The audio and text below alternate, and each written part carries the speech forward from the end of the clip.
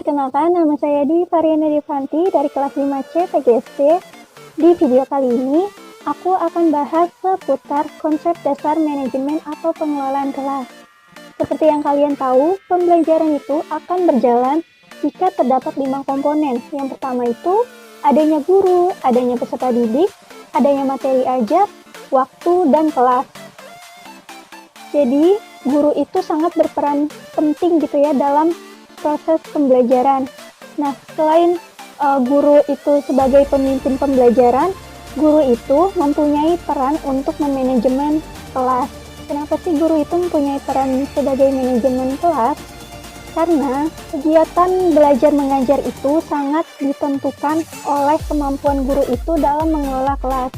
Jika kelasnya itu tidak kondusif, otomatis pembelajaran pun tidak akan berjalan dengan lancar. Jadi, seorang guru itu harus mempunyai kemampuan untuk mengelola kelasnya. Karena kelas itu merupakan lingkungan belajar yang berada di sekolah yang perlu diorganisasikan.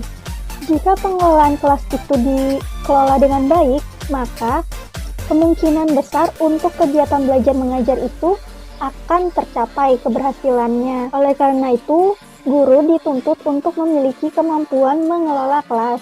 Di video kali ini kita akan membahas tentang konsep dasar manajemen kelas. Jadi kita akan membahas tentang pengertian manajemen, pengertian kelas, pengertian manajemen kelas, terus juga tujuannya seperti apa, kegiatannya seperti apa, dan indikator keberhasilan dari manajemen kelas itu sendiri. Materi yang pertama yaitu tentang pengertian manajemen. Manajemen adalah sebuah rangkaian kegiatan dari mulai adanya proses perencanaan, pengorganisasian, pelaksanaan, dan juga penilaian yang telah ditetapkan bersama. Jadi secara ringkas atau sederhananya, manajemen merupakan sebuah rangkaian kegiatan untuk mencapai tujuan yang telah ditetapkan. Yang kedua, tentang pengertian kelas. Menurut Nawawi, kelas adalah suatu masyarakat kecil yang merupakan bagian dari masyarakat sekolah. Sebagai satu kesatuan, diorganisasikan menjadi unit kerja yang secara dinamis menyelenggarakan kegiatan-kegiatan belajar mengajar yang kreatif untuk mencapai tujuan. Secara sederhana, kelas merupakan unit terkecil yang berada di sekolah yang digunakan untuk tempat kegiatan belajar mengajar. Lanjut, tentang pengertian manajemen kelas. Manajemen kelas adalah keterampilan seorang guru untuk memimpin atau menjadi leader sekaligus manajemen dalam kelas. Jadi, manajemen kelas adalah keterampilan seorang guru untuk menjadi pemimpin atau leader dan juga untuk menjadi manajemen kelas atau manajer kelas untuk menciptakan iklim kelas yang kondusif agar tercapainya keberhasilan dalam kegiatan belajar mengajar. Sebagai leader, guru berupaya untuk memotivasi peserta didik serta menanamkan nilai-nilai kebaikan yang harus diyakini dan diaplikasikan oleh peserta didik. Sementara sebagai manajer kelas, guru bertugas untuk mengelola sarana yang berada di kelas, mengelola potensi peserta didik, serta menggunakan teknologi dalam mengelola kelas agar melahirkan produktivitas kerja, efisiensi, tepat waktu, dan kualitas kegiatan belajar mengajar. Dalam mengelola kelas, ada dua hal yang menjadi sasarannya. Yang pertama, mengelola ruang kelas itu sendiri, dan yang kedua, mengelola peserta didik. Yang pertama, pengelolaan ruang kelas. Pengelolaan ruang kelas meliputi pengadaan dan pengaturan ventilasi, tempat duduk peserta didik, alat-alat peraga pembelajaran, dan sebagainya. Pengelolaan tersebut diharapkan agar pada kegiatan belajar mengajar berlangsung akan berjalan secara efektif dan efisien. Yang kedua, pengelolaan peserta didik. Pengelolaan peserta didik ini berkaitan dengan pemberian stimulus dalam membangkitkan dan mempertahankan kondisi motivasi peserta didik untuk berperan aktif dan terlibat dalam kegiatan belajar mengajar di kelas. Lalu, apa sih tujuan dari manajemen kelas?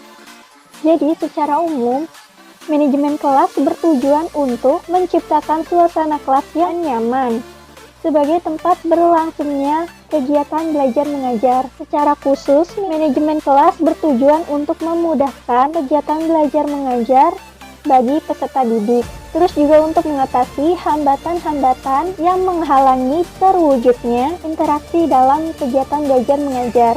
Mengatur berbagai fasilitas belajar, membina dan membimbing peserta didik sesuai dengan latar belakangnya, latar belakang sosialnya, ekonomi, budaya, serta sifat-sifat individual masing-masing peserta didik. Membantu peserta didik untuk belajar dan bekerja sesuai dengan potensi dan kemampuan yang dimilikinya. Juga menciptakan suasana sosial yang baik di dalam kelas, dan juga membantu peserta didik agar dapat belajar dengan tertib.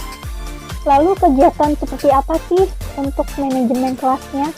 Nah, jadi untuk kegiatan manajemen kelas itu ada tiga kegiatan inti. Yang pertama, menciptakan iklim belajar mengajar yang tepat. Kegiatan ini diarahkan untuk mewujudkan kelas yang kondusif agar nantinya para peserta didik itu akan merasa nyaman dan senang gitu saat berada di dalam kelas.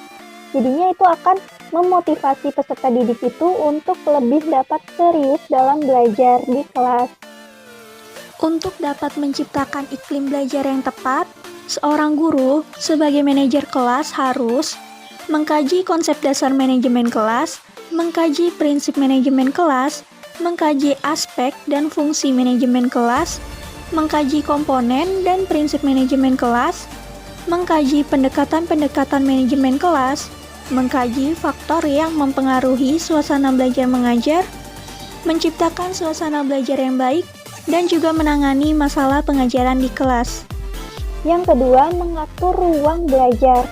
Untuk menciptakan suasana belajar yang menyenangkan, lingkungan kelas itu perlu diatur atau ditata dengan baik, sehingga terjadinya interaksi aktif antara peserta didik dengan guru maupun antar peserta didik. Dalam kegiatan pengaturan ruang belajar, guru perlu melakukan 4 hal, yaitu merencanakan sarana kelas yang dibutuhkan, mengkaji berbagai tata ruang belajar, mengkaji berbagai sarana kelas, dan mengatur ruang belajar yang tepat. Yang ketiga, mengelola interaksi belajar mengajar. Dalam interaksi belajar mengajar, guru dan peserta didik itu harus aktif. Karena nggak mungkin gitu ya, terjadinya proses interaksi yang edukatif jika hanya satu unsur yang aktif. Jadi kalau misalnya hanya guru yang aktif, itu juga nggak mungkin. Jadi harus keduanya, antara guru dan siswa itu harus sama-sama aktif. Aktif dalam sikap, mental, dan perbuatan. Jadi, interaksi belajar mengajar itu perlu dikelola dalam kelas. Setidaknya ada 5 kegiatan yang dilakukan oleh guru dalam mengelola interaksi belajar mengajar, yaitu mengkaji cara-cara mengamati kegiatan belajar mengajar, dapat mengamati kegiatan belajar mengajar, menguasai berbagai keterampilan dasar mengajar, mempraktikkan berbagai keterampilan dasar mengajar, dan mengatur peserta didik dalam kegiatan belajar mengajar.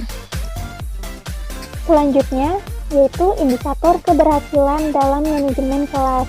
Jadi, terdapat 2 indikator keberhasilan yang dapat dilihat jika manajemen kelas itu berhasil.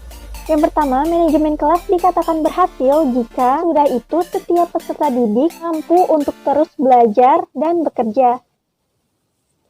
Jadi, peserta didik itu nggak akan mudah menyerah atau bersikap pasif saat diberikan tugas oleh seorang guru dan mereka itu nggak ngerti atau kurang paham. Jadi, mereka akan terus belajar dan mereka akan terus mencari jawabannya sampai mereka menemukannya. Jadi, peserta didik itu akan terus belajar. Yang kedua, manajemen kelas dikatakan berhasil jika setiap peserta didik mampu untuk terus-menerus melakukan pekerjaan tanpa membuang waktu dengan percuma. Jadi, ketika peserta didik itu diberikan tugas oleh gurunya, mereka itu langsung untuk mengerjakannya tanpa menunda. Jadi, peserta didik itu tidak membuang-buang waktu dan langsung mengerjakan tugas yang diberikan oleh guru tersebut. Jadi, peserta didik itu mampu untuk menggunakan waktunya secara efektif dan efisien tanpa membuang-buang waktu dengan percuma. Sekian yang bisa saya sampaikan, kurang lebihnya mohon maaf. Sekian. Wassalamualaikum warahmatullahi wabarakatuh.